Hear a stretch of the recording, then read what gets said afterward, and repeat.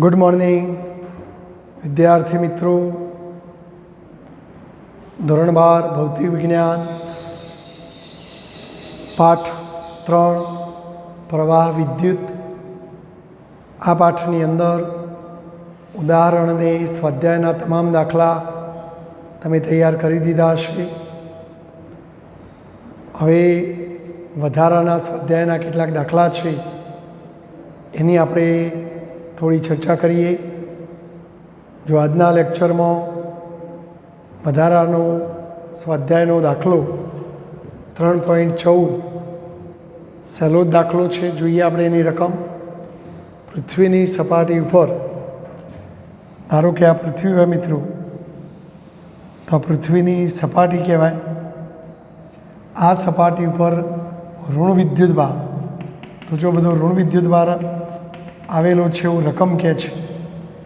આ ઋણ વિદ્યુત ભારની પૃષ્ઠ ઘનતા, મિત્રો પૃષ્ઠ ઘનતા એટલે કે સિગ્મા, યાની કે એકમ ક્ષેત્રફળમાં રહેલો વિદ્યુત ભાર બતાવે છે. 10⁻⁹ કુલમ્બ પર મીટર સ્ક્વેર. જો આ વાક્યને આધારે તમે કે સમગ્ર પૃથ્વીની સપાટી ઉપરનો કુલ વિદ્યુત ભાર ગણી શકો. કારણ કે પૃથ્વીની ત્રિજ્યા જો જાણતા હો તો પૃથ્વીની સપાટીનું ક્ષેત્રફળ 4πr², તો એકમ ક્ષેત્રફળમાં સિગ્મા, તો આટલા ક્ષેત્રફળમાં કેટલું, એમ કરીને તમે આ ઋણ વીજભાર ગણી શકો. ચલો, વાતાવરણના ટોચનો ભાગ અને સપાટી વચ્ચે 400 કિલોવોલ્ટનું વિદ્યુત સ્થિતિમાનનો તફાવત છે. જો 400 કિલોવોલ્ટ યાની કે 400 × 10³ વોલ્ટ વિદ્યુત સ્થિતિમાનનો તફાવત છે. અને વિદ્યુત સ્થિતિમાનના તફાવતને કારણે ઊંચા વિદ્યુત સ્થિતિમાનથી નીચા વિદ્યુત સ્થિતિમાન તરફ વિદ્યુત ભારનું વહન થાય, જેના કારણે પ્રવાહ રચાય. બરાબર. અને એના કારણે આખી પૃથ્વી પર 1800 એમ્પિયર જેટલો પ્રવાહ રચાય છે. તો જો આપણને પ્રવાહની કિંમત આપી 1800 એમ્પિયર, બરાબર. જો વાતાવરણમાં વિદ્યુત ક્ષેત્ર જાળવી શકે એવી કોઈ કાર્યપ્રણાલી ના હોય તો આ પૃથ્વીની સપાટીને તટસ્થ કરવા માટે અંદાજિત કેટલો સમય લાગે? એટલે અહીંયા કોઈ બીજું વિદ્યુત ક્ષેત્ર નથી એમ. તો પછી તમારો મતલબ કે વાતાવરણમાંથી જે વિદ્યુત આવશે એ જ તટસ્થ કરશે. અને આ વિદ્યુત ભારિત કણોની ગતિથી શું રચાય મિત્રો? પ્રવાહ. અને એ પ્રવાહ તમને આપેલો છે. તો આ તટસ્થ કરવા માટે કેટલો સમય લાગશે? તો મિત્રો અહીંયા જેટલો ઋણ વીજભાર છે, તો આકાશમાંથી એટલો ધન વીજભાર અહીં આવવો જોઈએ, અને એટલો વિદ્યુત ભાર અહીંયા આવે તો તટસ્થ થાય. તો બોલો અહીંયા કેટલો વિદ્યુત ભાર આવવો જોઈએ? તો એ વિદ્યુત ભાર આપણે અહીંયા કેટલો છે એ ગણી કાઢીએ. તો જો અહીંયા પૃથ્વીની સપાટીનું ક્ષેત્રફળ એ બરાબર 4πr². તેથી પૃથ્વીની સપાટી પરનો કુલ ઋણ વિદ્યુત ભાર Q બરાબર સિગ્મા એ.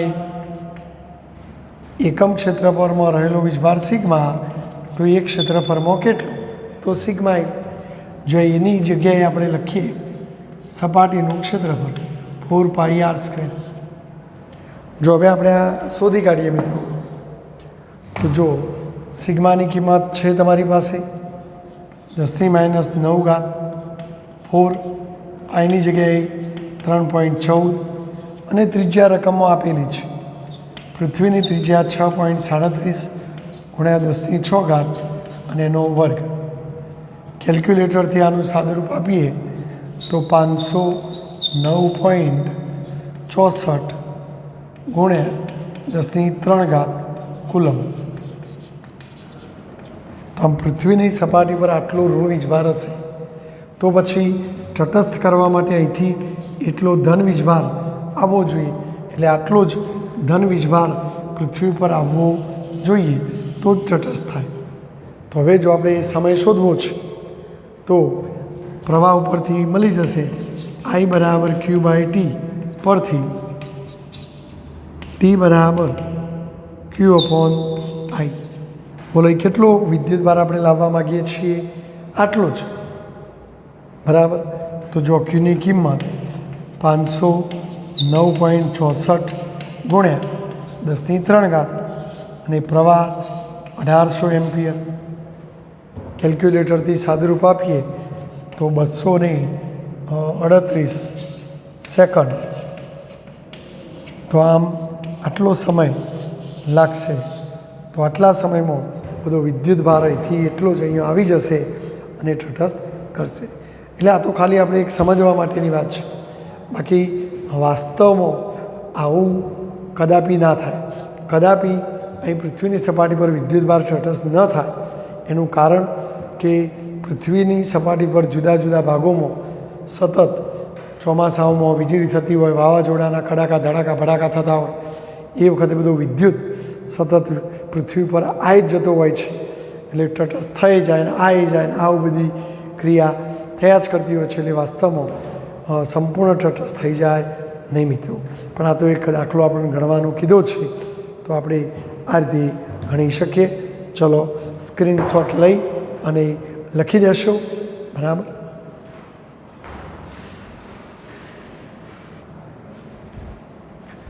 જો વિદ્યાર્થી મિત્રો બીજો દાખલો 3.15 સહેલો છે. આ પણ 2 પ્રશ્નો A અને B છે. પહેલાં એ પ્રશ્નની આપણે ચર્ચા કરીએ. દરેકને 2 વોલ્ટ જેટલું EMF અને 0.015 ઓહ્મ જેટલો આંતરિક અવરોધ હોય. તો જો આપણે એક કોષની વાત કરીએ તો એક કોષનું EMF E બરાબર 2 વોલ્ટ અને એક કોષનો આંતરિક અવરોધ જેને આપણે સ્મોલ r કહીએ 0.015 ઓહ્મ હોય તેવા 6 લેડ એસિડ પ્રકારના ગૌણ વિદ્યુત કોષોને શ્રેણીમાં જોડ્યા છે. એટલે જો આવી વાત છે મિત્રો કે ભાઈ આ એક વિદ્યુત કોષ, આ બીજો, ત્રીજો, ચોથો, પાંચમો, છઠ્ઠો, આવા 6 વિદ્યુત કોષોને શ્રેણીમાં જોડેલા છે. સાથે સાથે એમની સાથે શ્રેણીમાં એટલે પ્રવાહને વહેવા એક અને માત્ર એક જ માર્ગ હોય તો શ્રેણીમાં એક બીજો અવરોધ જોડવાનો છે 8.5 ઓહ્મ. તો એને આપણે બાહ્ય અવરોધ R કહીએ. 8.5 ઓહ્મ ના અવરોધ સાથે ઉદ્ગમ તરીકે, એટલે આ આખું આ 6 કોષો ભેગા થઈ ઉદ્ગમનું કામ કરશે એમ, તો ઉદ્ગમ તરીકે એમને જોડવામાં આવે છે. તો આ ઉદ્ગમમાંથી ખેંચાતો પ્રવાહ શોધો. તો આપણે પ્રવાહ શોધવાનો છે. બરાબર. અને ટર્મિનલ વોલ્ટેજ V શોધવાનો છે. એટલે કે ટર્મિનલ વોલ્ટેજ એટલે એના 2 છેડા વચ્ચેનો વિદ્યુત સ્થિતિમાનનો તફાવત. જો અહીંયા 6 વિદ્યુત કોષો છે એટલે આપણે 6 વિદ્યુત કોષોનું પહેલાં કુલ EMF શોધી કાઢીએ. 6 વિદ્યુત કોષો એટલે આપણે અથવા કોષોની સંખ્યા n બરાબર 6. તો 6 વિદ્યુત કોષોનું કુલ EMF E બરાબર અથવા કુલ EMF બરાબર 6E અથવા આપણે અત્યારે n લખીએ એની જે n બરાબર 6. બરાબર છે. ચલો આ 6 વિદ્યુત કોષોનો કુલ આંતરિક અવરોધ, 6 વિદ્યુત કોષોનો કુલ આંતરિક અવરોધ. તો જો એકનો સ્મોલ r, બીજાનો સ્મોલ r, ત્રીજાનો સ્મોલ r અને શ્રેણીમાં હોય તો r વત્તા r 6 વખત કરો તો 6r. એટલે જો હવે આપણે આ 6ના બદલે એક કોષની કલ્પના કરીએ. એનો આંતરિક અવરોધ r બરાબર 6r આંતરિક અવરોધ અને કુલ EMF 6E અથવા NE અને NR અને આ બાહ્ય અવરોધ કેપિટલ આર, બરાબર છે. એટલે અત્યારે જો આપણે એન લખીએ, બોલો ઓકે. તો હવે આપણો પરિપથ આવો થઈ જાય. તો હવે પ્રવાહ શોધવો હોય તો ઓમના નિયમ પ્રમાણે પ્રવાહ I બરાબર કુલ EMF ભાગ્યા કુલ અવરોધ,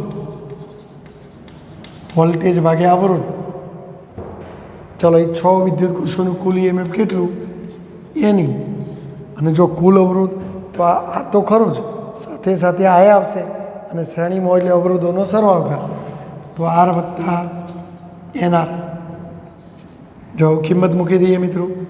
એનની કિંમત 6, ઈની કિંમત 2, આરની કિંમત 8.5 વત્તા 6, સ્મોલ આરની કિંમત 0.015 માટે 6 દુ 12, નીચે 8.5, 15 6 90, 2 પોઈન્ટ કાપો તો 0.9, બરાબર છે.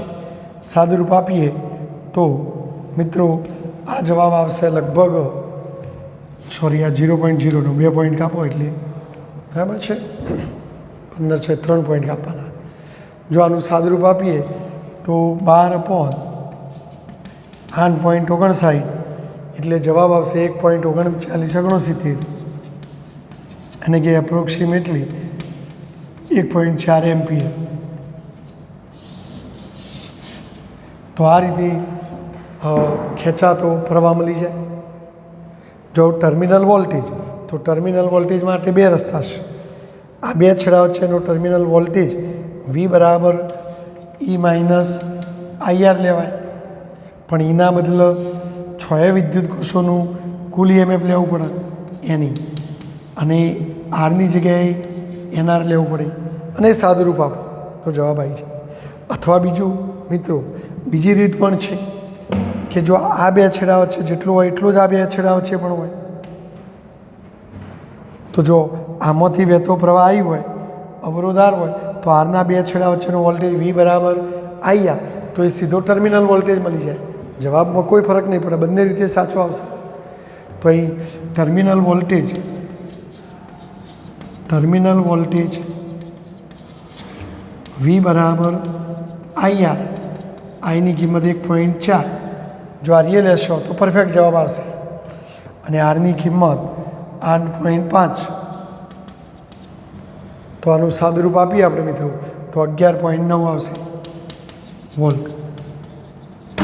અથવા બીજી રીતે V બરાબર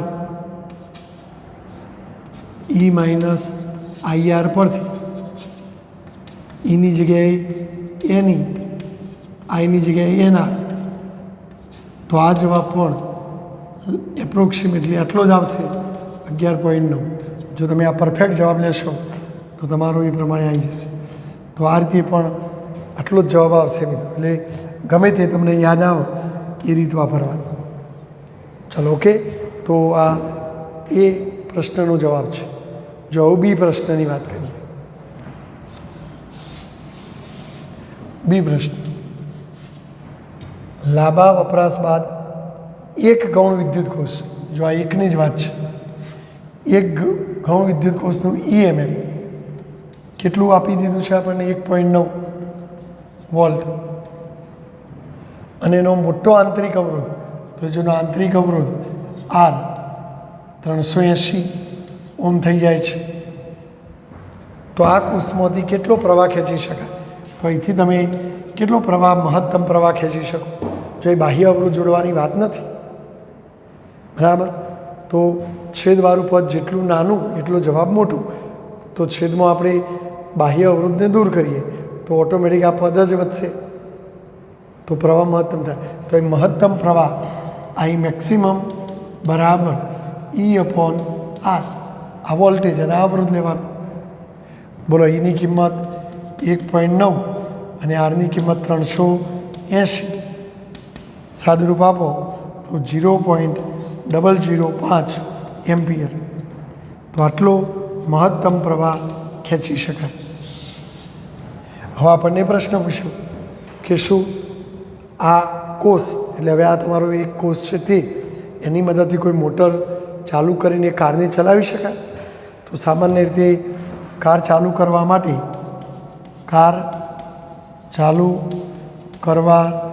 માટે થોડાક સમય માટે મહત્તમ 100 એમ્પિયરના પ્રવાહની લગભગ જરૂર પડે. આપણી ગાડીમાં જે મોટર હોય એને સ્ટાર્ટ કરવા માટે શરૂઆતમાં સ્ટાર્ટિંગ કરવા, પછી સ્ટાર્ટ થયા પછી કદાચ ચાલી જાય, પણ સ્ટાર્ટ કરવા માટે મહત્તમ 100 એમ્પિયરના પ્રવાહની લગભગ જરૂર પડતી હોય છે. જ્યારે આ તો પ્રવાહ ઓછો છે, માટે એ કહી શકાય કે આ પ્રવાહ વડે કારને ચાલુ કરી શકાશે નહીં. બરાબર છે? તો આ પ્રવાહ વડે કારને ચાલુ કરી શકાશે નહીં. તો ચલો સ્ક્રીનશોટ લઈ અને લખી દેશો મિત્રો.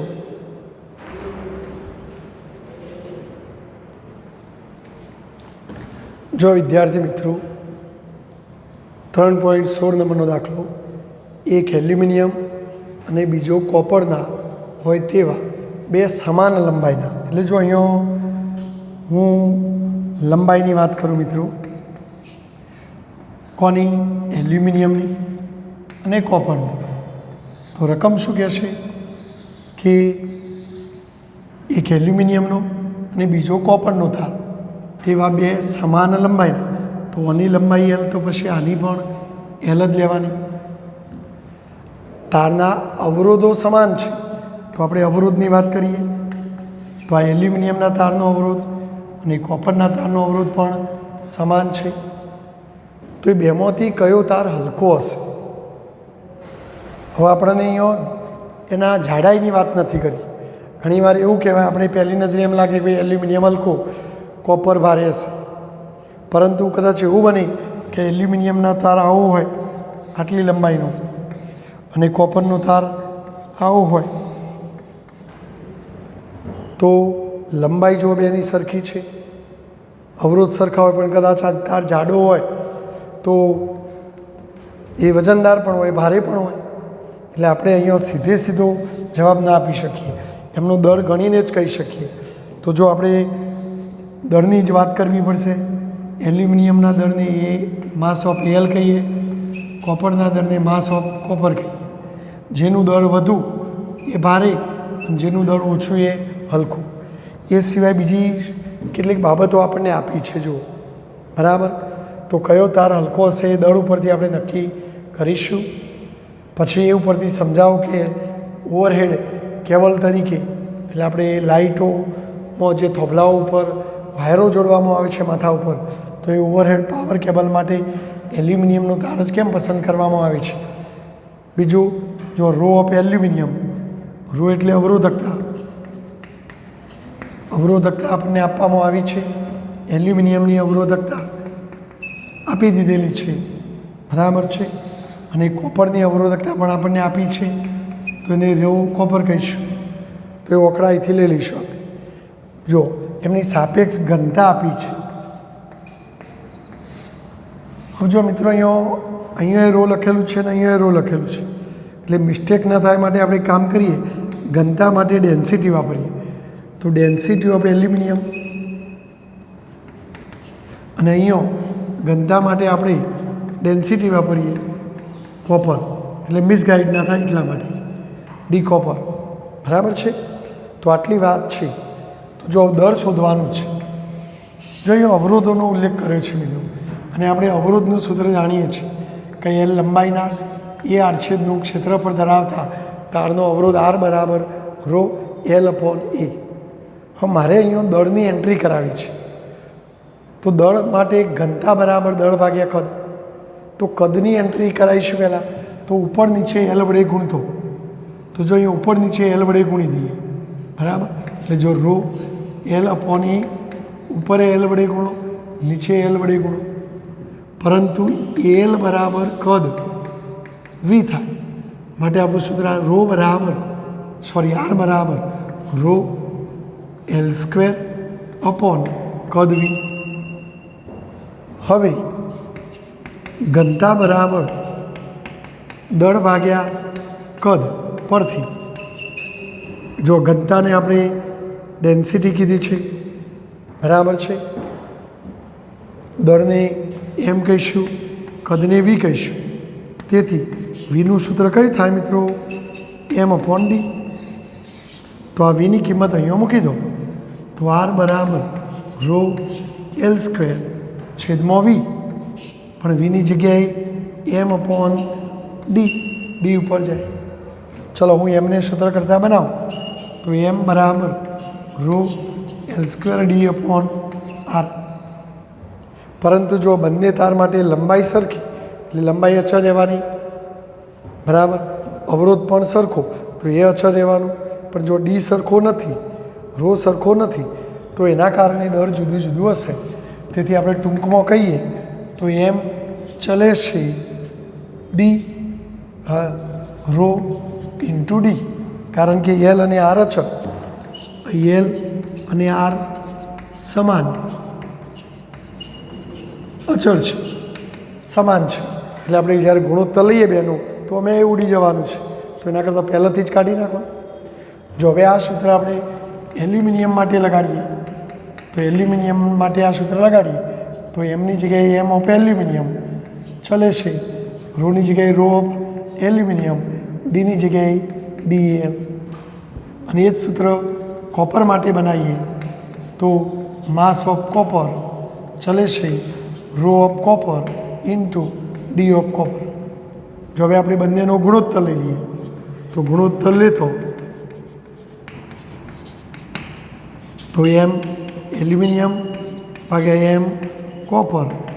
તો ચાલો અહીંયા આવશે રો એલ્યુમિનિયમ ડી એલ્યુમિનિયમ છેદમાં રો કોપર ડી કોપર. જો હવે કિંમતો મૂકી દઈએ મિત્રો. બોલો રો ઓફ એલ્યુમિનિયમની કિંમત અહીંથી લઈશું આપણે 2.63 × 10⁻⁸. રો કોપરની કિંમત 1.72 × 10⁻⁸ ઇન્ટુ ચલો ડી એલ્યુમિનિયમ 2.7 અને આ 8.9. જો આ તો ઉડી જવાનું, કેલ્ક્યુલેટરથી સાદુરૂપ આપો તો 0.4638. તો આમ માસ ઓફ એલ્યુમિનિયમ ભાગ્યા માસ ઓફ કોપર. બોલો 0.4638 એટલે એકથી મોટો કે નાનો આંકડો ભાઈ? તો આ એકથી નાનો, એનો મતલબ કે આ બેના ગુણોત્તરનો જવાબ એકથી નાનો આવે છે, બરાબર. જો આને ત્યાં લઈ જાઓ તો M aluminium is less than M copper. તો બોલો કોનું દળ ઓછું? એલ્યુમિનિયમના તારનું દળ ઓછું, માટે એ વજનમાં કેવો હશે? હલકું. તો આપણે કહી શકીએ અહીં એલ્યુમિનિયમનો તાર હલકો હશે. અને એટલે તો જો મિત્રો સમાન લંબાઈના તાર લેવાના હોય તો આપણે ઓવરહેડ કેબલ તરીકે એલ્યુમિનિયમનો તાર એટલા માટે વપરાય છે કારણ કે વજનમાં હલકો હોય એટલે થોભલા ઉપર એમને લટકાવીએ ઓવરહેડ કેબલ તરીકે તો વજનને કારણે બધું લબડીને નીચે ન પડે, એટલા માટે એ હલકા તાર વાપરવામાં આવે છે. તો હવે આપણે અહીંયા વિધાન લખીશું કે આ કારણોસર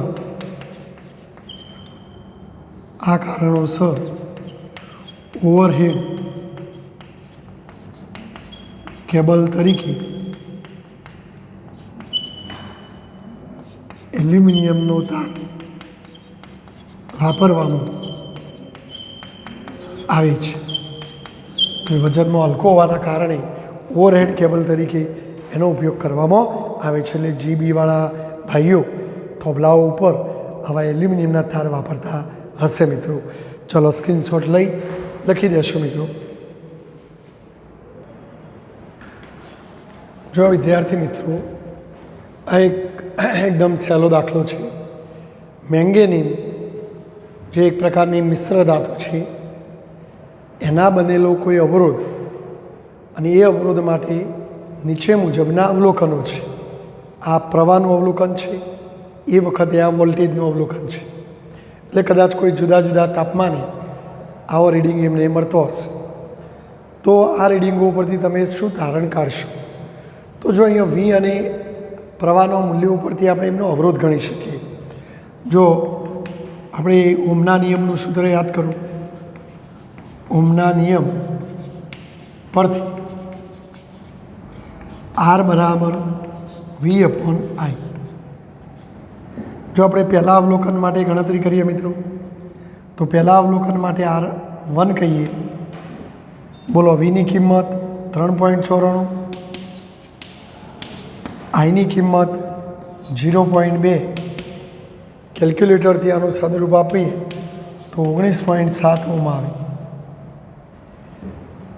ચલો, એ રીતે બીજા અવલોકનની ગણતરી કરીએ મિત્રો, તો R2 બરાબર વી 7.84 અને પેલું 0.4.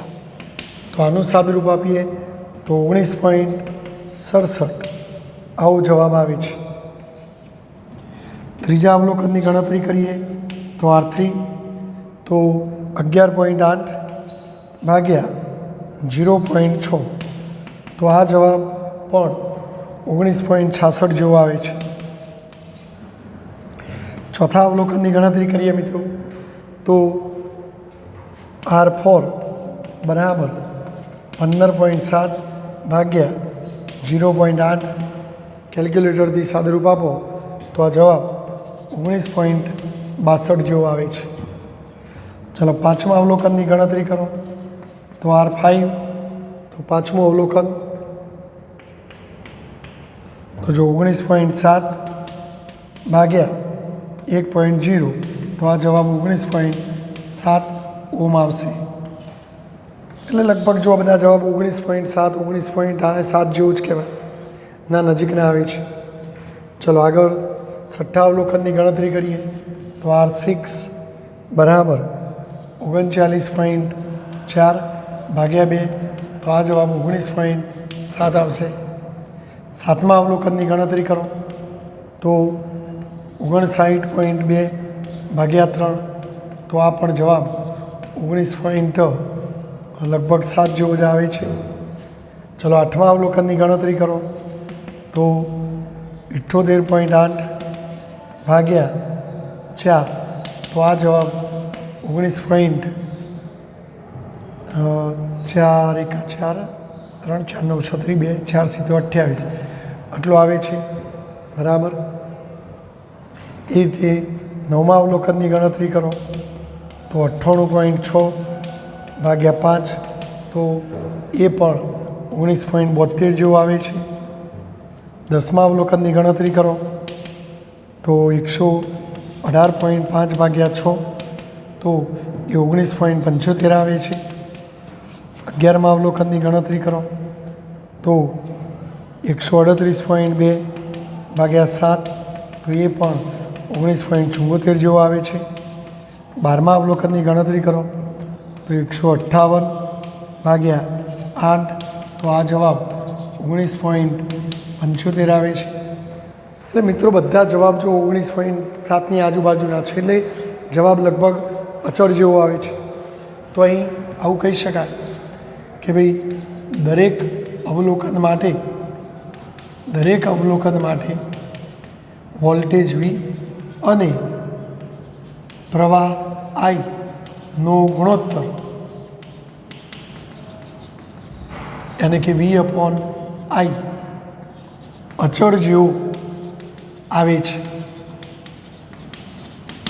અને આ વાત આપણને ઓમને કીધેલી કે ભાઈ વાહકના બે છેડા વચ્ચેના વિદ્યુત સ્થિતિમાનના તફાવત વી અને તેમાંથી વહેતા વિદ્યુત પ્રવાહીનો ગુણોત્તર હંમેશા અચળ હોય છે, જેને વાહકનો અવરોધ કહેવામાં આવે છે. તો આનો મતલબ અચળ આવે છે. એટલે કે ઓમના નિયમનું પાલન થાય છે. ઓમના નિયમનું પાલન થાય છે. આમ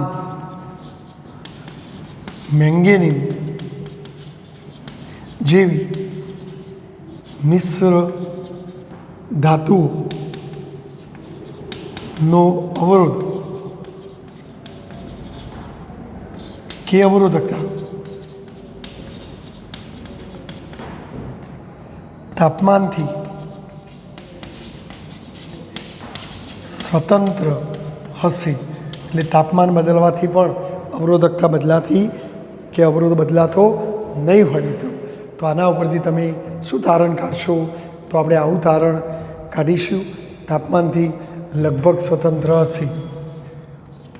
થોડી ઘણું કદાચ સામાન્ય લગભગ સ્વતંત્ર હશે એવું આપણે કહી શકીએ મિત્રો. તો સ્ક્રીનશોટ લઈ અને લખી દેશો મિત્રો.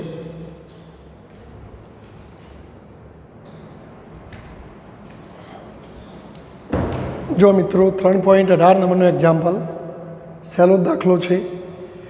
એક અસમાન આડછેદનું ક્ષેત્રફળ ધરાવતા, એટલે આડછેદનું ક્ષેત્રફળ એ અસમાન છે. તો અસમાન આડછેદનું ક્ષેત્રફળ ધરાવતા ધાતુના સુવાહકમાં સ્થાયી પ્રવાહ વહે છે.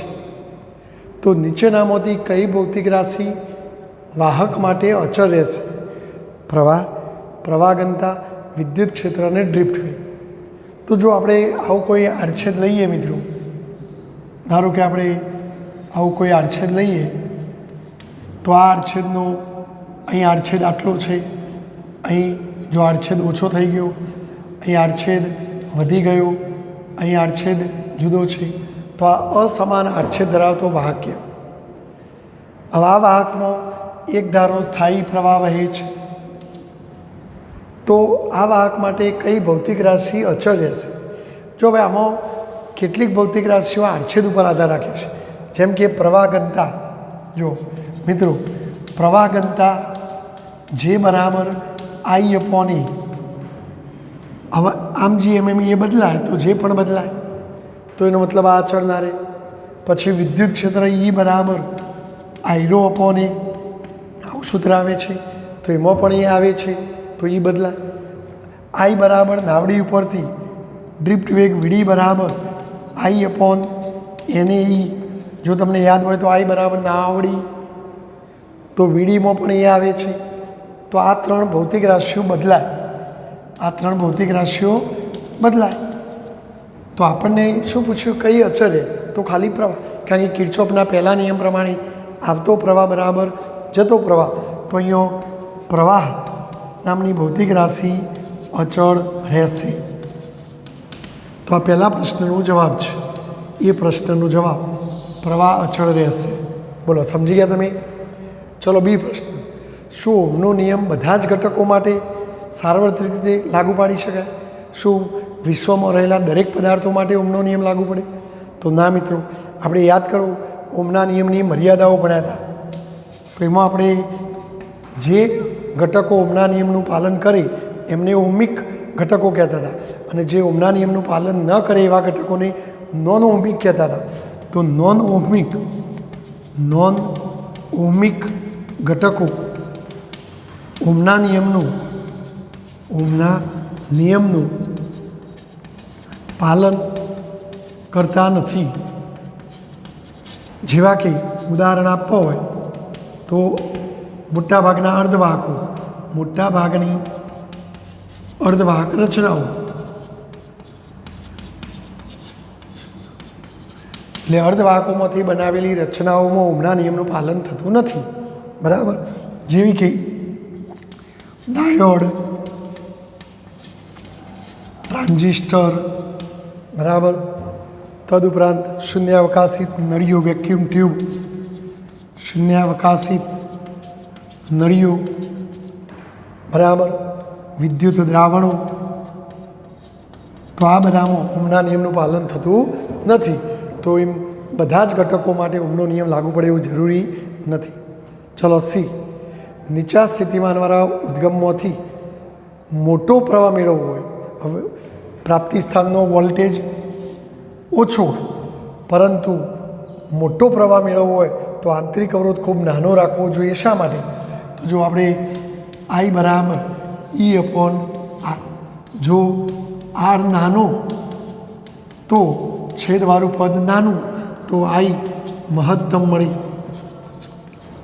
અને માટે આર આંતરિક અવરોધ ખૂબ નાનો રાખવો જોઈએ, કારણ કે આઈ મેક્સિમમ મેળવવો હોય તો આર શક્ય એટલો નાનો રાખવો જોઈએ, તો જ તમને મહત્તમ મળે. બરાબર છે.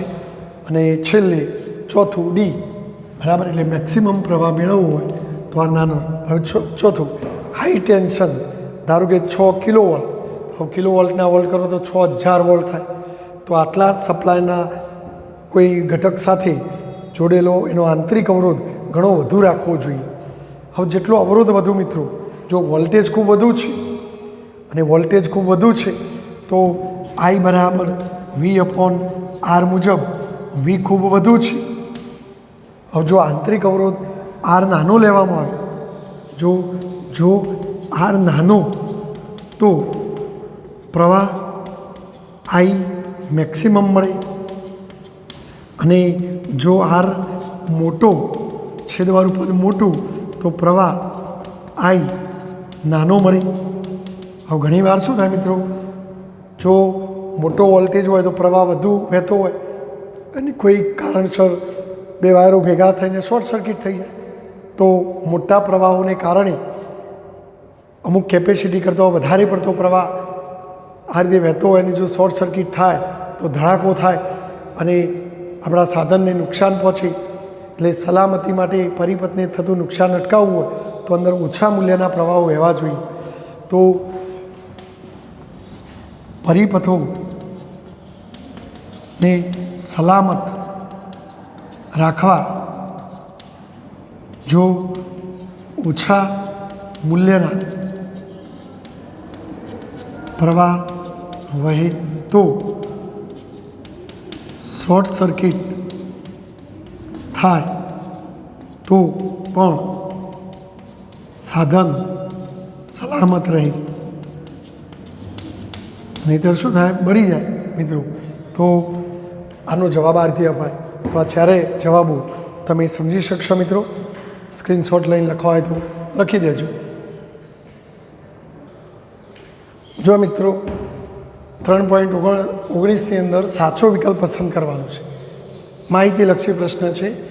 મિશ્ર ધાતુઓની અવરોધકતા સામાન્ય રીતે તેમની ઘટક ધાતુઓની અવરોધકતા કરતાં શું વધારે હોય કે ઓછી હોય? તો મિશ્ર ધાતુઓની અવરોધકતા ઘટક ધાતુઓની અવરોધકતા કરતાં વધારે હોય, એટલે આમાં વધારે જવાબ આવે. ચલો બીજો, શુદ્ધ ધાતુઓ કરતાં મિશ્ર ધાતુઓના અવરોધકતાના તાપમાન ગુણાંકનો મૂલ્યો કેવા હોય, નાના હોય કે મોટા હોય? તો આમાં નાના હોય એવો જવાબ આવે. કેવો જવાબ આવે? નાના હોય. પછી આ તો હમણાં પેલો એક દાખલો ગણ્યો હતો, R બરાબર V/I વાળો 12 અવલોકનો ગણ્યો હતો. તો મેંગેનીની અવરોધકતા તાપમાનથી લગભગ સ્વતંત્ર છે કે ખૂબ ઝડપથી વધે છે? તો આમાં જવાબ આવશે તાપમાનથી લગભગ સ્વતંત્ર છે, આવો જવાબ આવે.